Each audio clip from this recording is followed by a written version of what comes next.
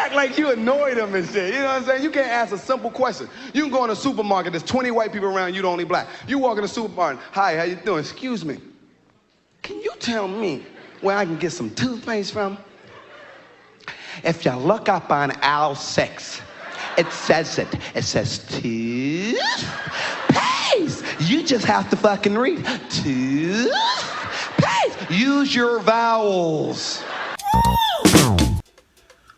What's going on, everybody, and welcome to another episode of Tunji's podcast. I'm your host, Tunji Taylor Lewis. For those of you who are watching, you're probably wondering what the hell is this stuff on my face. There's little blobs of toothpaste on my face. For those of you listening, got little blobs of toothpaste on right beside my nose and right below my right eye. Why do I have toothpaste on my face? Well, I tell you why I have toothpaste on my face, because I'm starting to break out. And I got some serious pimples in those two areas. And normally I would use rubbing alcohol to rub on my pimples and to dry them up and to get rid of them.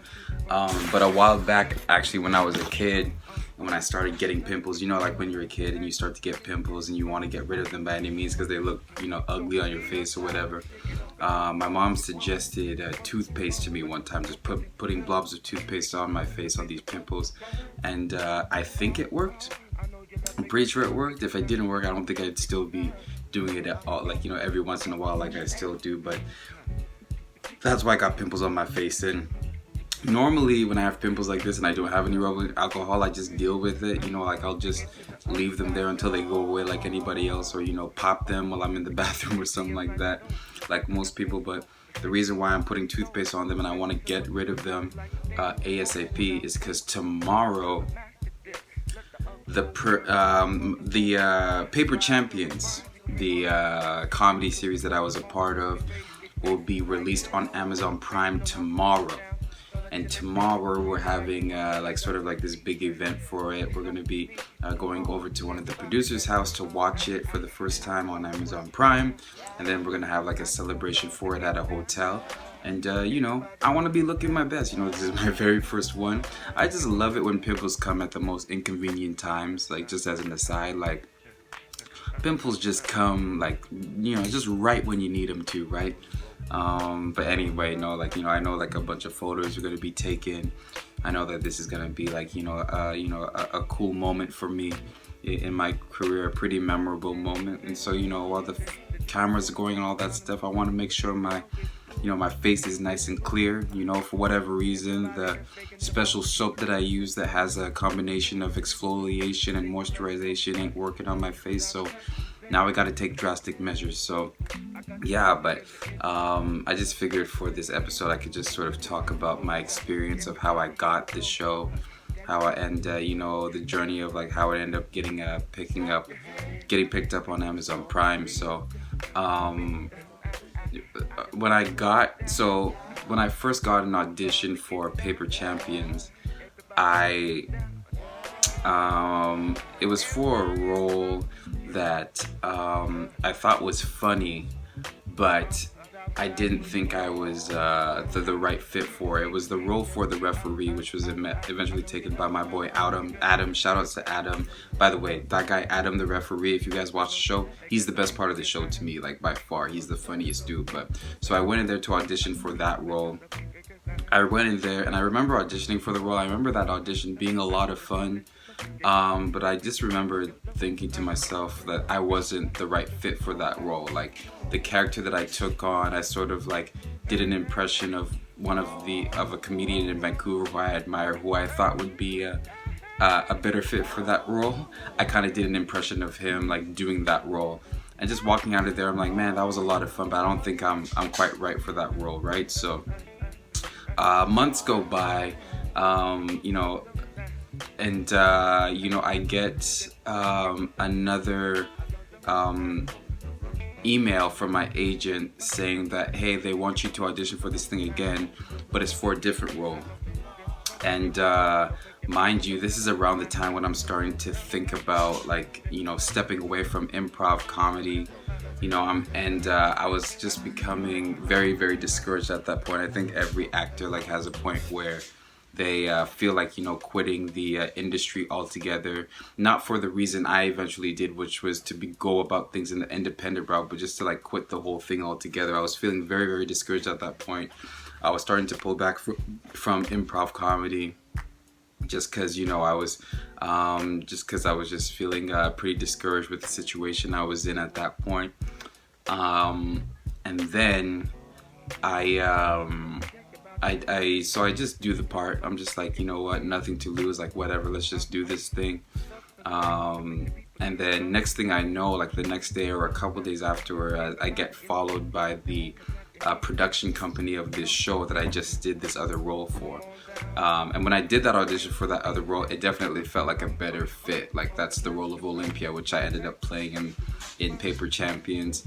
I kind of like did my best, you know, Terry Crews / Wesley Snipes impression. And you know, it worked out for me, you know, like I was at the bus station in Port Coquitlam about to go, what was I doing? I think I was gonna go like visit my aunt and uncle out there, and I was at the bus station in Port Coquitlam about to take my bus. My agent calls me, she's like, so I have some good news, you got the part. And that was such an overwhelmingly just great feeling, just because that was the first role I had gotten in like over a year. It was definitely a great confidence booster, amazing confidence booster.